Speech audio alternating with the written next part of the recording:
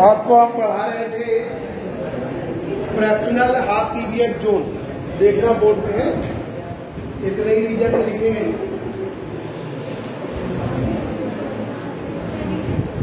Fractional half period zone.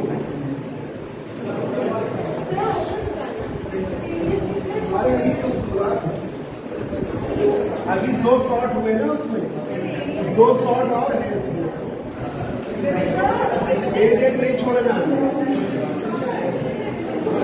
Flexible half period zone पर आप उसके आगे पढ़िए।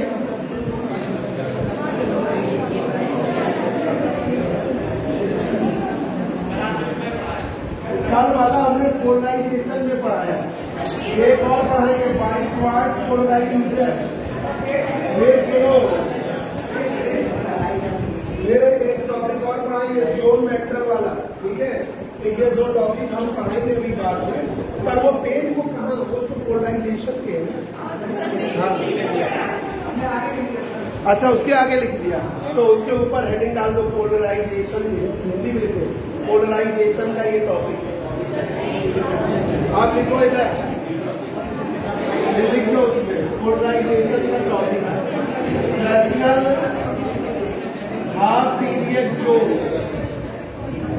Half period zone. जरा बच्चों देखो जरा जल्दी से, फ्रैक्शनल हाफ पीरियड जोन। इधर देखो, भूपेंद्र ध्यान करो, भूपेंद्र भाई टीचर, इनके पिताजी टीचर, इसलिए इनका बिजनेस से गिरा करते हैं। इनके फादर जो है वो टीचर है। ए बी सी डी, ये एक प्लेन वेव फ्रंट है। ये एक प्लेन वेव फ्रंट, जैसे लाइट रेज है ट्रेवल करती है तो वेव फ्रंट की फॉर्म में, तो ये एक प्लेन वेव फ्रंट है। इसके, अरे रुक जाओ नीचे एक मिनट।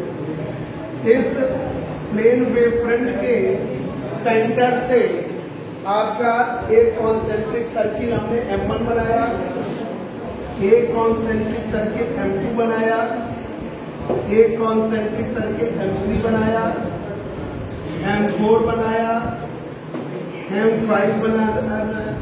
अगर हम रिवीजन कराएंगे तो पढ़ोगे नहीं। तो बहुत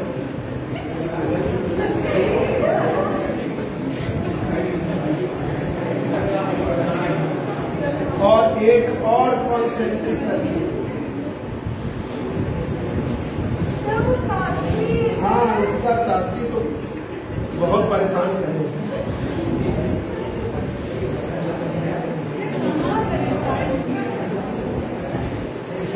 देखिए, ए बोलो नहीं बच्चों, बी सी और डी, ये प्लेन वेव फ्रंट। ये है आपका plane wave front, plane wave front. ये है प्लेन वेव फ्रंट। अब इस प्लेन वेव फ्रंट से स्मॉल पी डिस्टेंस पर एक पॉइंट पी लिया है, ठीक है। अनुराग तुम भी ध्यान दो, आ जाएगा समझ, बहुत सारे टॉपिक। इस पर M1, अनुराग अभी तक तुम रहे कहाँ, मतलब हम तो भूल ही गए थे, तुम भी हो कहाँ गए,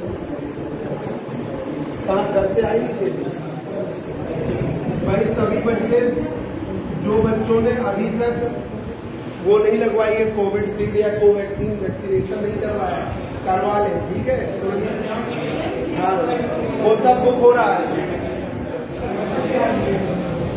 इसमें शोर ना बचाओ। जो नहीं करवाए करवा ले, तो उनकी इम्यूनिटी बढ़ जाएगी और ज्यादा पढ़ पाएंगे, पढ़ाई भी बढ़ जाएगी। देखो इधर एक प्लेन, बोलो नहीं बॉयज, तुम सीधे बैठ जाओ, सीधे बैठो, सीधे। अब देखो, ये है M1 कॉन्सेंट्रिक सर्किल। कॉन्सेंट्रिक मतलब केंद्र एक ही है, सेंटर, जिसका सेंटर एक ही है। तो एक M1 कॉन्सेंट्रिक सर्किल है, एक M2 है, एक M3 है, आगे वाला M4 है, M5 है, M6 है, M7 है, और ऐसे ही है Mn, और उसके आगे वाला Mn। अब इस ये यहां तक की डिस्टेंस है P। अब OM1 से P तक मिलाया तो ये, फिर OM2 से P तक मिलाया, फिर OM3 से P तक मिलाया, फिर Mn वाले को मिलाया P तक, P से फिर इस वाले को मिलाया। तो ये हम, अब ये फ्रेस्नेल ने क्या किया, हर एक में λ/2 जोड़ते चले गए। तो ये वाले की रेडियस P प्लस λ/2, ठीक है। तो आपका ये सेंटर इन्होंने O माना, तो OP की वैल्यू है स्मॉल p, OP की वैल्यू है स्मॉल p, M1P की वैल्यू है small p plus λ/2, small p plus λ/2। फिर आगे और बढ़ाइए, P प्लस 2λ/2। तो यहां पर M2P की वैल्यू है small p plus 2λ/2, small p plus 2λ/2। M3P की वैल्यू ये मिलाइए, स्मॉल p प्लस 3λ/2। तो ये आपकी M3P की वैल्यू थी, स्मॉल p प्लस 3λ/2, ठीक है। ऐसे और ऐसे ही दिख रहा है। फिर इसी तरह अगर इससे दिक्कत हो तो इधर उधर गर्दन करके देखिए। और इस आगे MnP और Mn-P ले लें, और ये है MnP, ये सफिक्स में लगाना है। अनडॉट Mn है, M1 नीचे छोटा सफिक्स में, तो Mn-1P ये वाला और ये वाला है MnP। तो हर एक में λ/2 जोड़ते चले गए, तो लास्ट वाला P प्लस N λ/2, उसके पहले वाला P प्लस N-1। तो यहां पर Mn-1P की वैल्यू P प्लस N-1 λ/2, और MnP की वैल्यू है स्मॉल p प्लस N। ये आपका चल रहा है, ठीक है। तो OP की value P,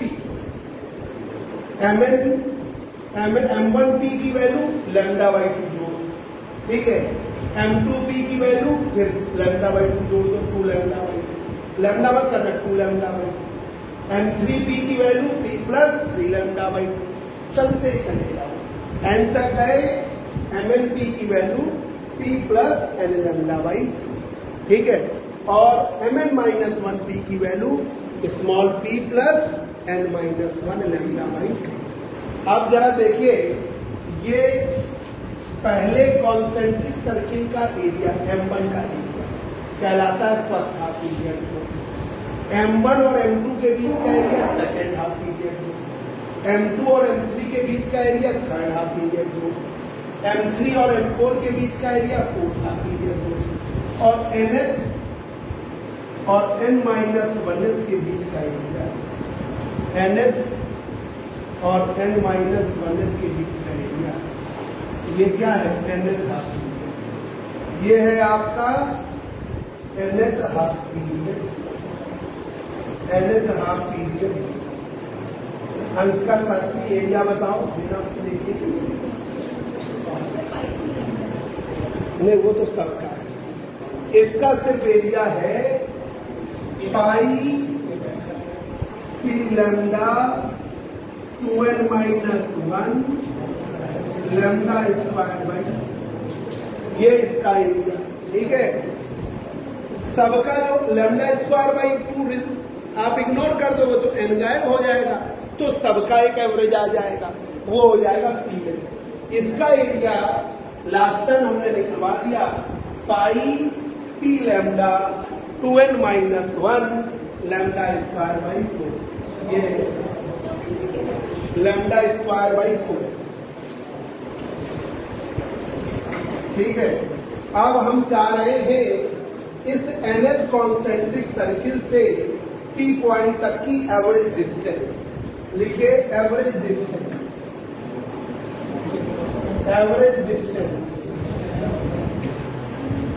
of nth half period zone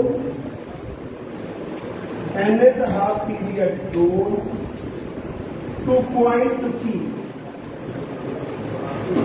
P तक की एवरेज डिस्टेंस। ये जाने से पहले PDF भूल जाते हैं। जो बच्चे हैं जो ऑनलाइन पढ़ रहे हैं उनको PDF भेजना। तो आपका average distance of point P इस nth हाफ पीरियड जोन से, इस वाले से P तक की एवरेज डिस्टेंस, ऊपर वाली है MNP और ये वाली है MN minus P। Average distance कैसे लेंगे? जब दो है ना तो दोनों को जोड़ के 2 से डिवाइड करें। एवरेज लेने के लिए क्या करेंगे? दोनों को जोड़ेंगे 2 से। ठीक है अमरेन, दोनों को जोड़ेंगे 2 से डिवाइड। तो एवरेज डिस्टेंस हुई MNP MN minus P by MNP MN minus 1। दोनों को जोड़ के सिंपल सरल सी बात, ये यहां मिलाया तो ये है MNP और ये वाली है MN माइनस 1। ठीक है, दोनों को जोड़ो 2 से डिवाइड। अब जरा रख दीजिए वैल्यू क्या है। MNP की वैल्यू है P plus n lambda by. MN minus P की वैल्यू है P plus n minus 1 lambda by. ठीक है, दोनों को जोड़ा 2 से डिवाइड, दोनों को जोड़ा 2 से डिवाइड। तो एवरेज डिस्टेंस आ गई 2P n minus 1 n minus 1 2n minus 1 lambda by 2 upon divide कर लिया और वैल्यू आ गई P plus 2n minus 1 lambda by लिया। दोनों को जोड़कर 2 से डिवाइड करें। और इधर क्या मेरे चला जा रहा है,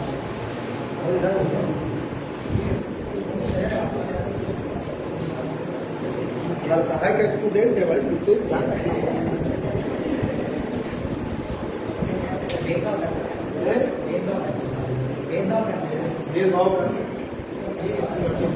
ध्यान रखना पड़ता नहीं, वैसे ही बड़ी मुश्किल से आप आ रहे हैं, टाइम है नहीं, ये कह देंगे कि अरे सर हम हाथ रखते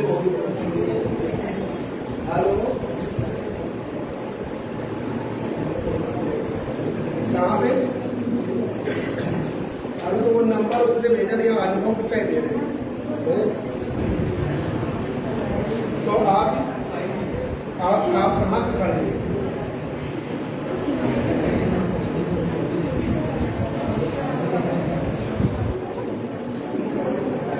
अच्छा,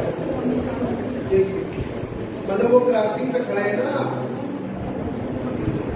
तो स्कूल में जा रहे हैं कि वहाँ पे क्लासिंग कहीं से बैठ जाएगा? ठीक ठीक ठीक हो जाएगा। तो ये हो गई एवरेज डिस्टेंस। जल्दी से बना लो फिगर, ये अमरेन फिगर बनाओ, ये लिख लो एवरेज डिस्टेंस।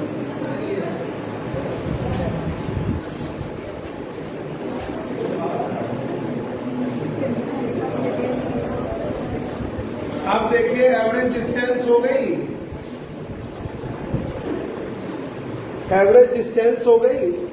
ये आपका उपयोग करना। एक और चीज यहां पर देख लीजिए, ये नॉर्मल ड्रा कर दिया, ये बिल्कुल सीधा बनाना बन नहीं पाया, ये हमने नॉर्मल बना दिया।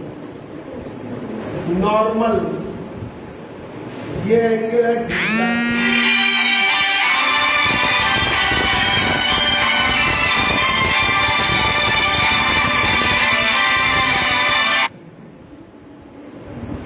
ये नॉर्मल हमने ड्रा कर दिया।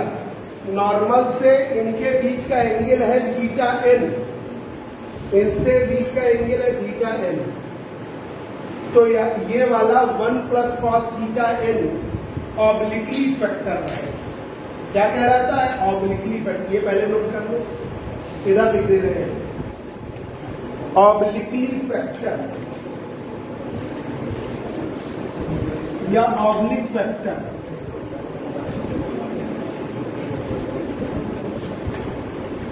Oblique factor, oblique factor 1 plus cos theta, ये ऑब्लिक फैक्टर। nth जोन से जो एरिया बन रहा है, nth जोन से जो एरिया बन रहा है उसमें जोड़ दिया तो 1 plus cos theta n obliquely factor. वो क्या कहलाता है? ऑब्लिकली फैक्टर या ऑब्लिक फैक्टर कहलाता है।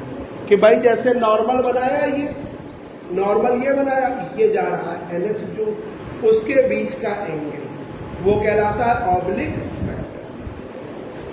वो कहलाएगा ऑब्लिक फैक्टर। ठीक है, तो ये दो चीजें हमने, एक तो पहली बात कि ये जो ये बेटा इधर से देख लो, ये आपने फ्रेस्नेल हाफ पीरियड जोन में इक्विवेलेंट किया, ज्यादा क्लीन में जाओ। ये सर्किल, पहला सर्किल, पहला हाफ पीरियड, उसका एरिया पहले और दूसरे के बीच का एरिया सेकेंड हाफ पीरियड, दूसरे और तीसरे के बीच के एरिया थर्ड हाफ पीरियड, और nth और n-1 के बीच का एरिया nth। इसका हमने लास्ट टाइम प्रूव कराया एरिया का। अभी तो बस ऐसे देखिए, pi p lambda 2n-1 lambda square. अब हमें इस जोन से P पॉइंट तक की दूरी लानी। अब एक दूरी है P plus n lambda by 2, एक दूरी है P प्लस n-1, एक दूरी है P plus n lambda by 2, एक दूरी है P प्लस n-1। तो हमें ये दूरी लेनी है। अब दो है तो हम क्या करें? एवरेज करेंगे।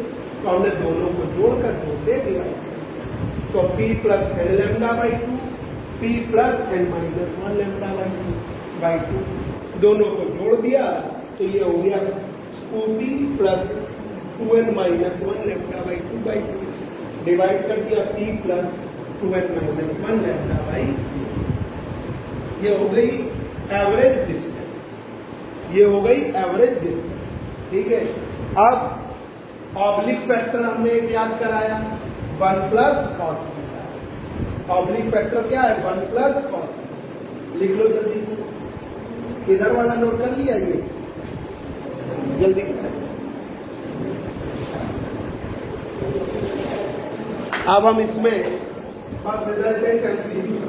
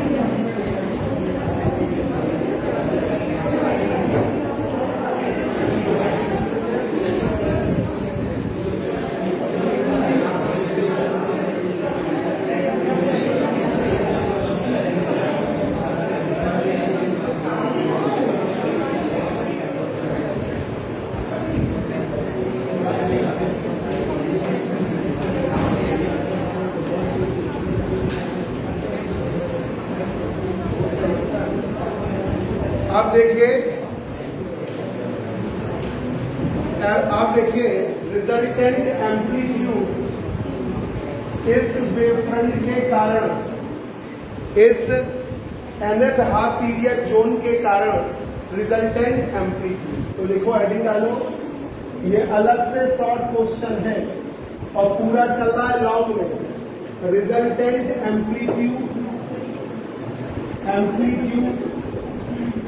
Due to nth half period zone,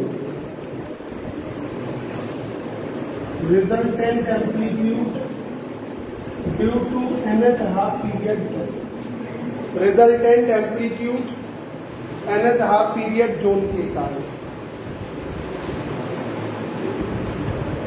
resultant amplitude due to nth half period zone.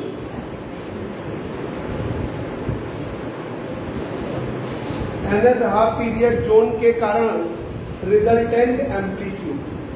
तो देखिए पहला कि जो एम्पलीट्यूड पहुंचेगा यहां पर वो उसके एरिया के डायरेक्टली प्रोपोर्शनल। तो देखिए पहला point, amplitude directly proportional area of the nth half period.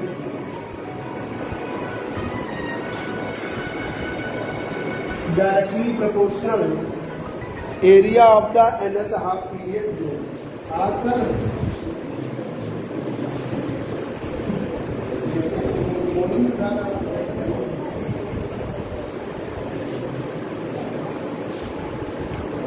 देख लीजिए, हमें लगा कि आया आप टाइम कितना होगा।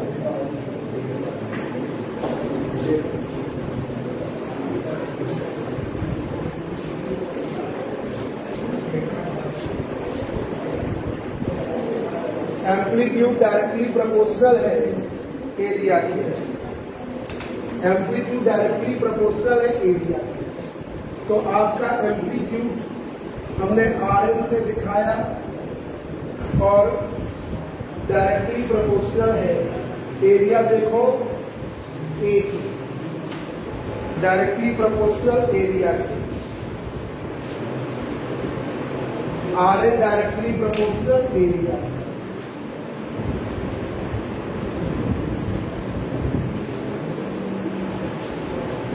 तो RN डायरेक्टली प्रोपोर्शनल है, एरिया क्या है आपका, एरिया बस ऐसे ही लिखिएगा, एरिया के डायरेक्टली, तो एरिया के डायरेक्टली प्रोपोर्शनल। दूसरा,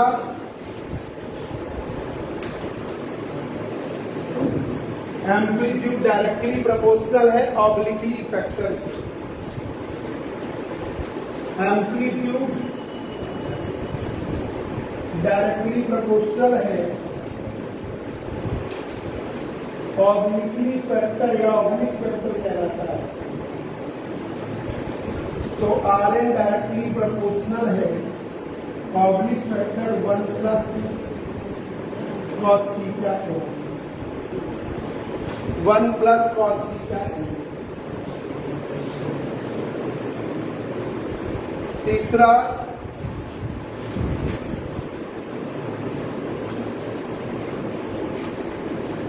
एम्पलीट्यूड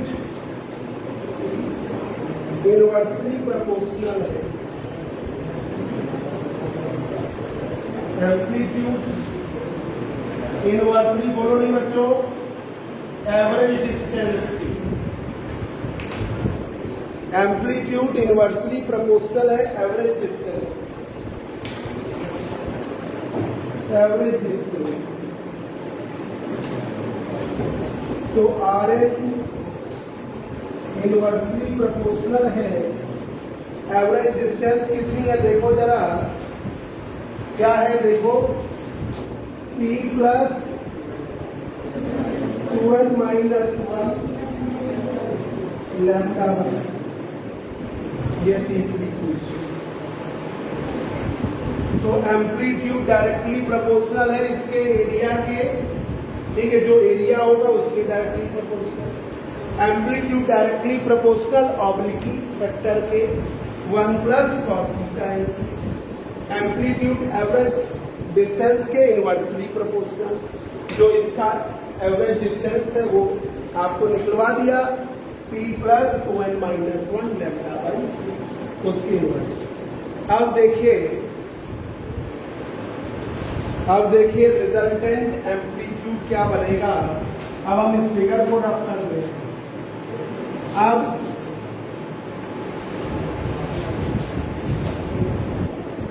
देखिए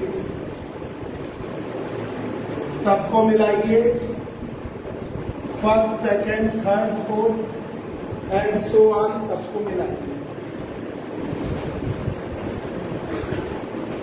तो Rn डायरेक्टली प्रोपोर्शनल है एरिया के, इनवर्सली प्रोपोर्शनल है average distance 2n minus 1 lambda by 4 और 1 plus cos theta, 1 plus cos theta.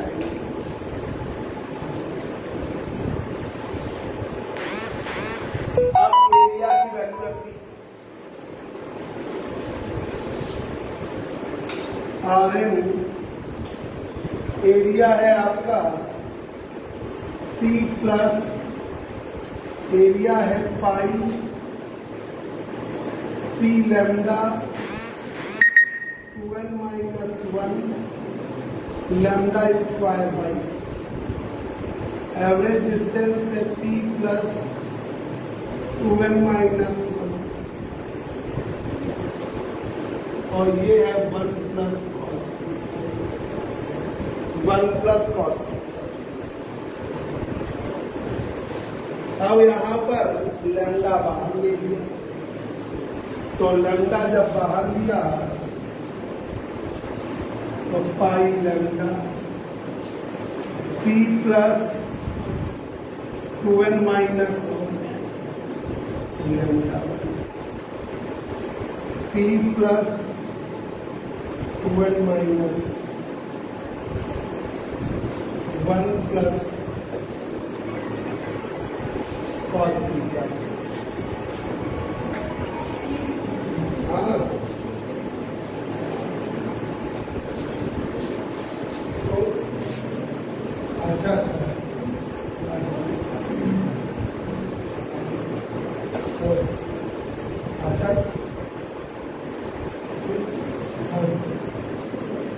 वो पान वाले हैं वो बता दीजिएगा,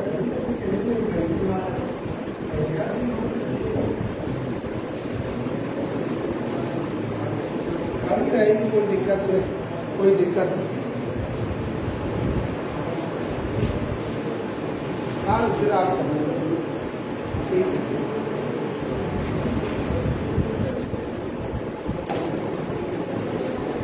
तो उसने कह दो ना, आप कह दो, हमारे पास नंबर नहीं है। हाँ तो आप कह दीजिए हमको यहाँ तक ले लो, आज चले जाओ, बुला लो ना, 2 मिनट के वापस आ जाए।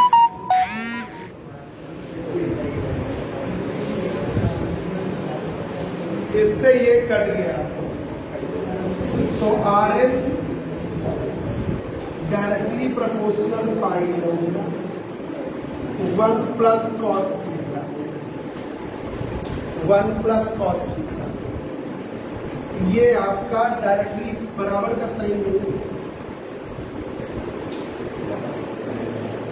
अब देखिए पाई और लैम्डा दोनों, भाई पाई तो फिक्स है, लैम्डा भी फिक्स है।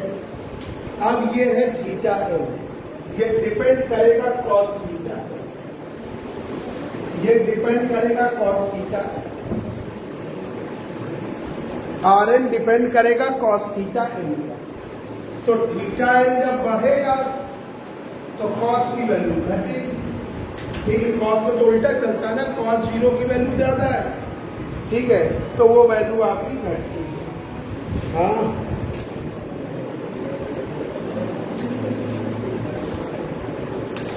ठीक ठीक, चले तो कल कल। तो यहां पर Rn जो है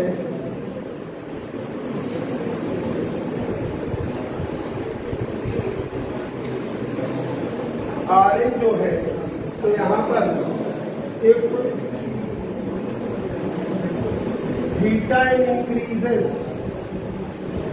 थीटा एन बढ़ेगा। जब थीटा एन बढ़ेगा, ठीक है, मतलब थीटा एन का मतलब पहले आपका 0 है, फिर जैसे जैसे एंगल बढ़ेगा तो कॉस थीटा एन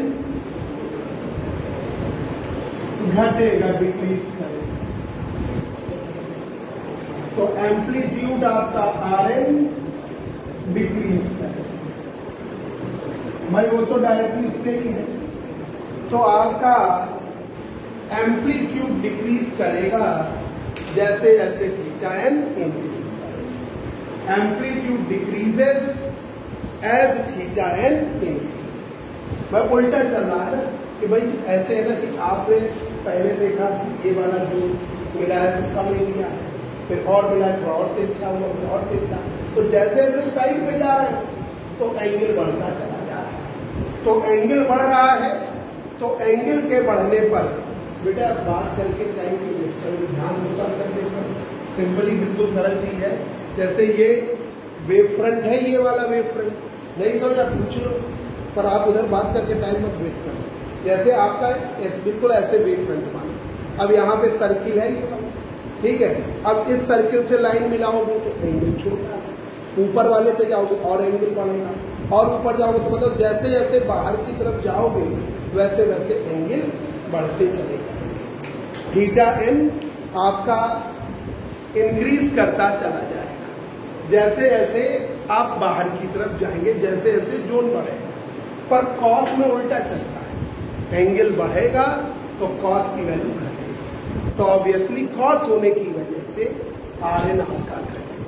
तो इसमें यह है जोन जब इंक्रीज करेगा तो वहां पे पहुंचने वाला कम होगा। ये लिख रहे हैं इन दिस वे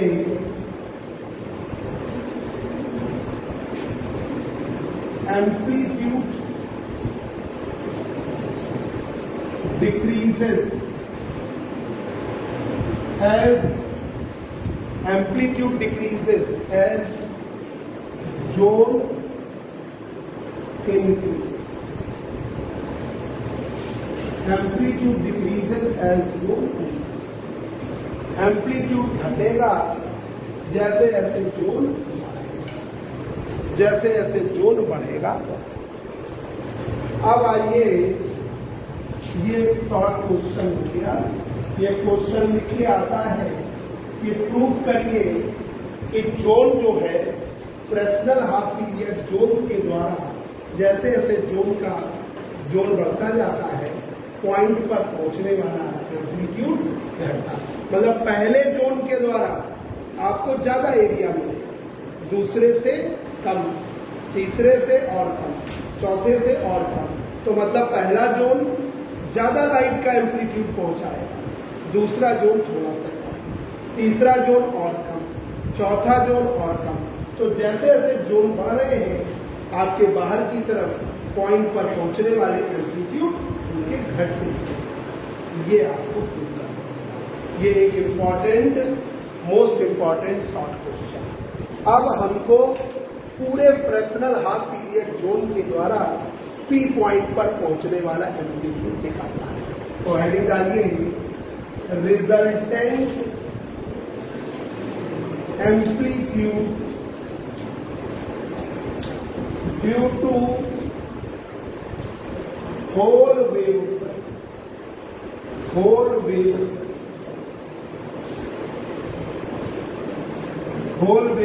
अनुराग यहाँ ध्यान तो बहुत बीच के अकॉर्डिंग हम सब चीजें बता दिए हैं, आपको समझ में आ जाना चाहिए, है ना? आ जाएगा। तो ये मत सोचो तुम्हें पीछे आगे का पूछूंगा, सिर्फ तुम वो टॉपिक समझो। Resultant amplitude due to whole wave front, पूरे वेव फ्रंट के कारण। देखिए ये है wave front A B C, पहला कॉन्सेंट्रिक सर्किल, दूसरा कॉन्सेंट्रिक सर्किल, तीसरा, चौथा, ये पहला जोन, ठीक है। इसके कारण पी पॉइंट पर पहुंच रहा है एरिया R1, इसके कारण पहुंच रहा है एरिया एम्पलीट्यूड R1। दूसरा जोन, इसको थोड़ा अलग तरीके की ब्रेक पॉलिसी कर दे रहे हैं।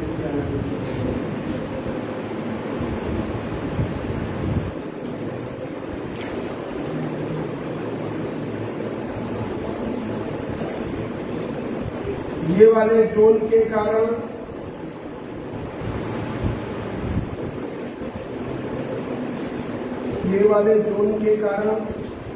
पहुंचने वाला एम्पलीट्यूड R2, ठीक है।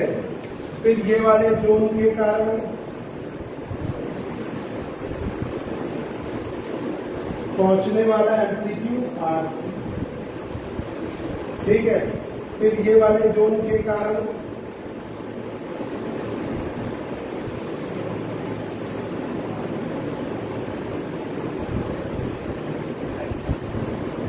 इसके कारण पहुंचने वाला एरिया एम्पलीट्यूड R4, ठीक है। पहले के कारण R1, दूसरे कारण R2, तीसरे कारण R3, चौथे कारण R4, पांचवें वाले के कारण R5। ऐसे ही चलते चले जाए, ठीक है। तो देखिए, ये सिर्फ ऐसे ही तुम्हें समझाने के लिए किया। तो ये देखिए,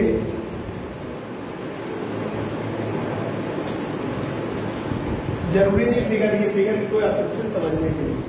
late R1, R2, R3, R4, R5, R6, R7 and so on are the amplitude at point P, amplitude at point P। ये समझो, पहला जोन ये वाला है, इसके कारण यहाँ पर एम्पलीट्यूड R1 पहुंच रहा है, लाइट का एम्पलीट्यूड। जो दूसरा ऐसे बनाया, इसके कारण R2 पहुंच रहा है। तीसरा ये बनाया, ये दूसरा हो गया, तीसरा बनाया, इसके कारण R3 पहुंच रहा है। चौथा बनाया, उसके कारण R4 पहुंच रहा है। पांचवा R5, आगे R6, R7, R8 एंड तो ये amplitude let R1, R2, R3, R4, R5, R6, R7, R8 are the amplitude at point P due to first half period zone,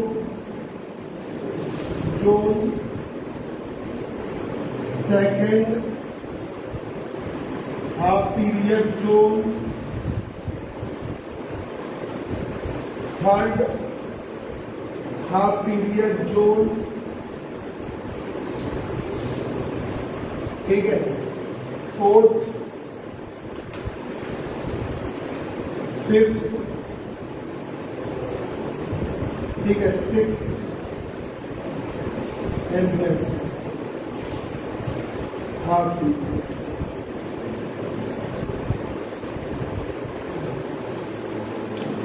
अब आपको हम बता दें, हर एम्पलीट्यूड में पहला वाला छोड़ दो, फिर उसके बाद आप लैम्डा बाई 2 जोड़ते जा रहे हैं, ठीक है।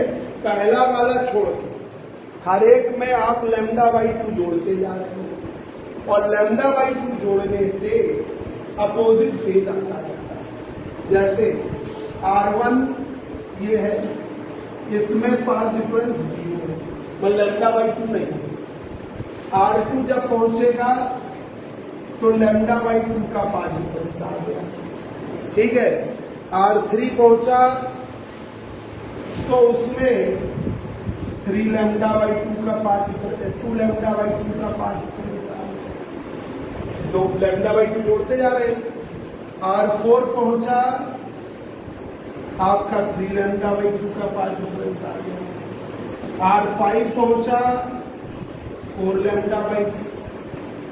R6 पहुंचा, 5 लैम्डा बाई 2।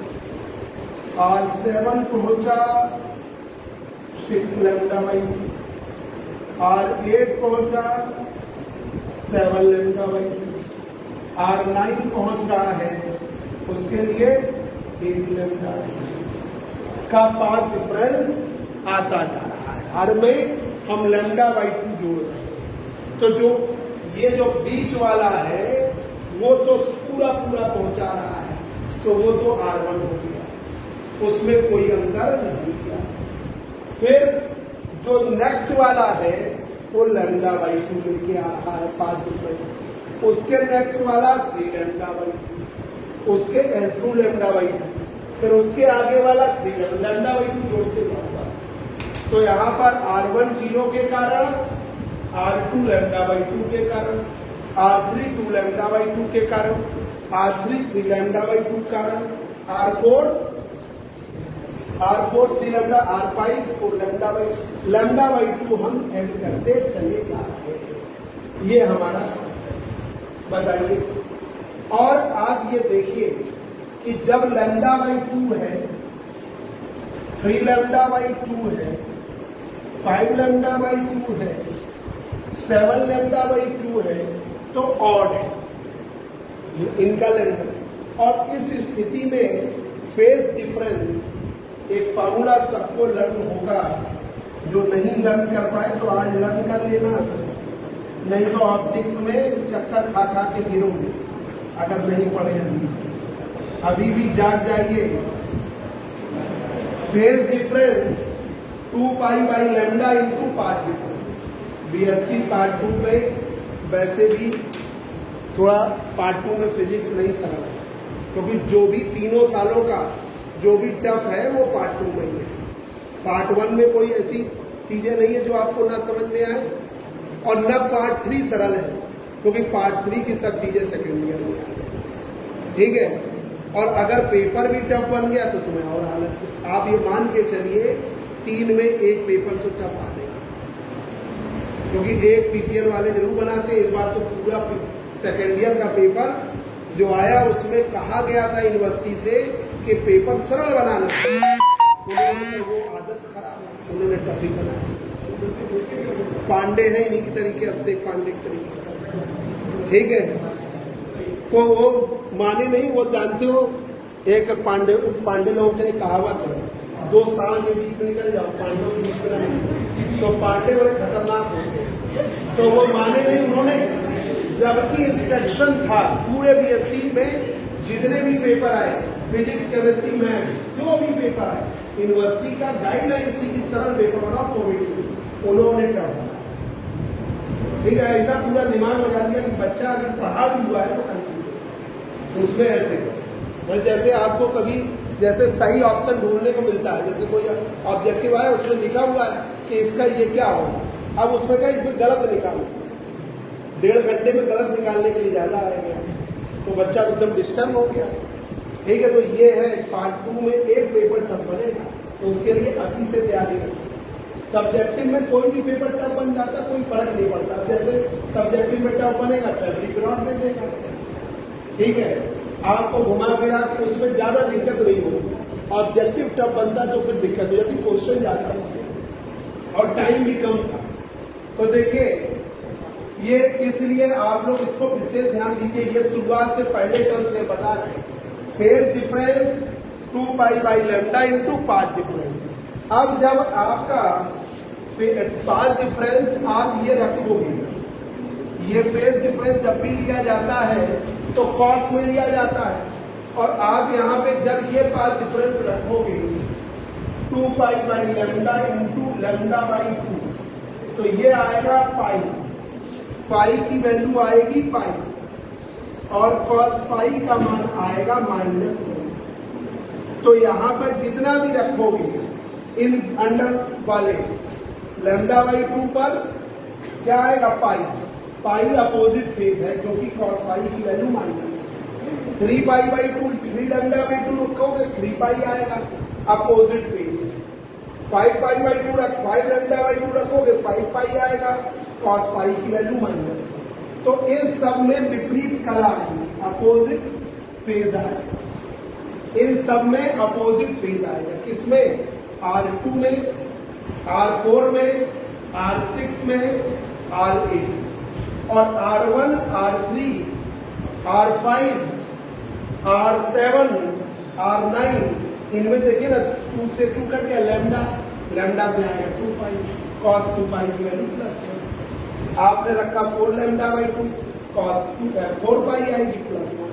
तो इन सब में सेम फेज रहेगा, ये सब पॉजिटिव रहेंगे, ये सब पॉजिटिव रहेंगे। हेलो, अरे यार मुझे नंबर ही भेजा तो सेंगर साहब, अरे यार इस नंबर भेजे जो बाकी कहाँ चला। अरे तो वो बेचारे सेंगर साहब आके बैठे चले गए बेचारे,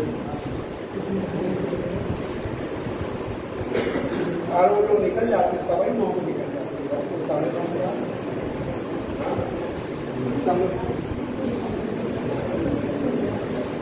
अब देखिए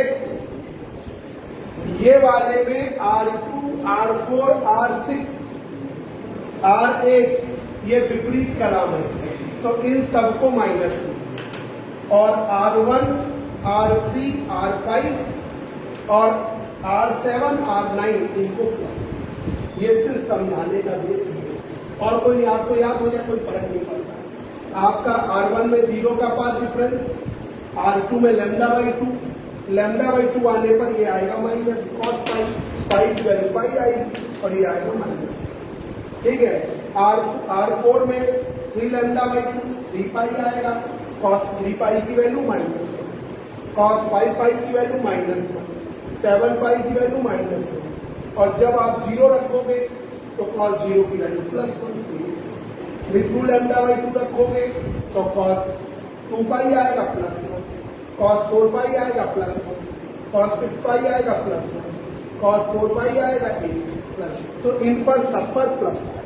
तो बस इससे सिर्फ इतना समझना है कि R1, R3, R5, R7, R9 odd वाली प्लस में, और R2, R4, R6, R8 even वाले सब क्या है माइनस। ये सिर्फ आपको ये ध्यान रखना, ठीक है। अब देखिए जरा रिजल्टेंट एम्पलीट्यूड जल्दी से, ठीक है। सिर्फ इतना समझाने का ये मीनिंग है, ये आपको करने की जरूरत नहीं है, जो हमने लिखा है लिख लीजिए, प्रूफ में नहीं करेंगे। तो ये देखिए R बराबर R1 minus R2, R3 minus R4, R5 minus R6, R7 minus R8, ये हमने ऐसे किया, ठीक है। मतलब देखिए ना R1 में 0, इसमें क्या है लैम्डा, 2 λ/2 तो लैम्डा है, ये 2 लैम्डा है, ये 3 लैम्डा है, ये 4 लैम्डा है। जब तुम ये वाली रखोगे तो ये जब आप ये वाली 0, 2 λ/2, 4 λ/2 इन पर फाई का मान जो आएगा वो क्या आएगा 0, cos 0 की वैल्यू प्लस, सेम फिर 2 λ/2 रखोगे तो cos 2 पाई आएगा प्लस, ये रखोगे 4 λ/2 4 पाई आएगा +1, 6 λ/2 रखोगे, ठीक है, तो 6 पाई आएगा प्लस, और जब तुम λ/2 रखोगे तो पाई आएगा cos पाई पर माइनस, 3 λ/2 इस फॉर्मूले में रखते जाओ, 3 λ/2 रखोगे 3 पाई आएगा माइनस, 5 λ/2 रखोगे 5 पाई आएगा माइनस, ठीक है, 7 λ/2 रखोगे 7 पाई आएगा माइनस। तो इन पर ये जब रखोगे इस फार्मूले में, फेज डिफरेंस पाई बराबर 2 pi by lambda into path difference, इस रिलेशन में रखोगे तो वो आएगा माइनस, ठीक है। तो माइनस में आएगा तो हमने इसीलिए किया, ये माइनस, ये माइनस, तो देखो R2 minus, R4 minus, R6 minus, R8 minus, और R1, R3, R5, R7 ये आपके लिए। अब आइए एम्पलीट्यूड, ये पहली इक्वेशन, ये सिर्फ समझिए। आप जरा एक बात देखिए, एम्पलीट्यूड हमने बताया था ना कि आपका एम्पलीट्यूड जो है घटता चला जा रहा है। ठीक है, यही तो बताया। तो R2 की जो वैल्यू है R3 से तो बड़ी है, R1 से छोटी है। ठीक है, खुद सोचो ना कि R2 R1 से तो छोटा है, R3 से बड़ा है। ठीक है, तो R2 का मान इससे आप क्या लिख सकते हो, R1 प्लस R3 बाई। ठीक है, मैथमेटिक्स लगाओ जरा। फिर आप आ जाइए R4 पर। R4 R5 से तो बड़ा है, R3 से छोटा है।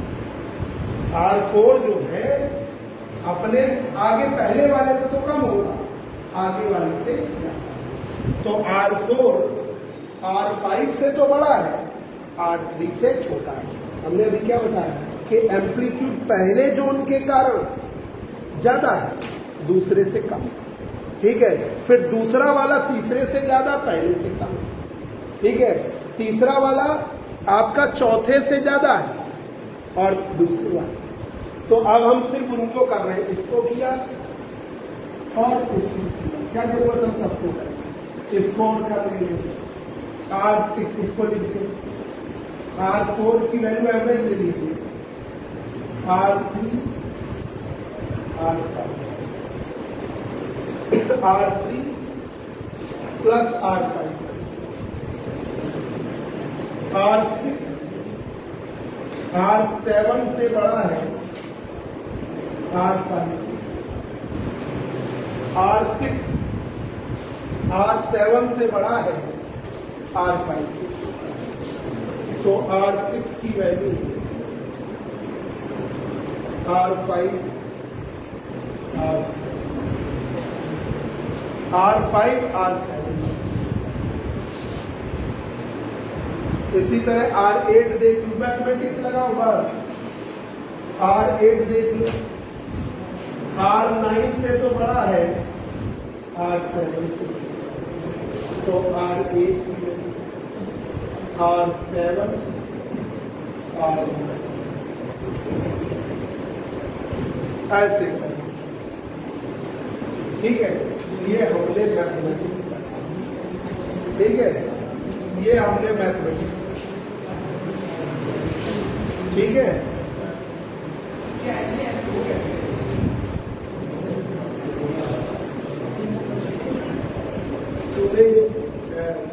पिछले उसमें पढ़ा, इससे पहले वाले ये पढ़ा है नहीं कि R1 जो है पहले एम्पलीट्यूड के कारण P पॉइंट पर एम्पलीट्यूड ज्यादा पहुंच रहा है, दूसरे पर कम है क्योंकि थीटा बढ़ता जा रहा है, तो दूसरे पर कम है।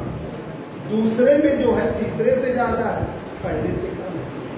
तीसरे में जो है चौथे से एम्पलीट्यूड ज्यादा है। तो जब ऐसी स्थिति हो और वैल्यू लिखना हो तो आप एवरेज ले सकते। ठीक है, मैथमेटिक्स का ही ला है। तो R2 R3 से बड़ा, R1 से छोटा। तो हमें अगर ऑन एवरेज वैल्यू लेनी है तो हम ऐसे कर सकते हैं, R1 R3 बाई। R4 करना है तो R5 R3 बाई। R6 करना है R5 R6 बाई। R8 करना है R7 R9 बाई। ऐसा हम कर सकते हैं। ठीक है, और कर सकते हैं यहां लगाना है। बताओ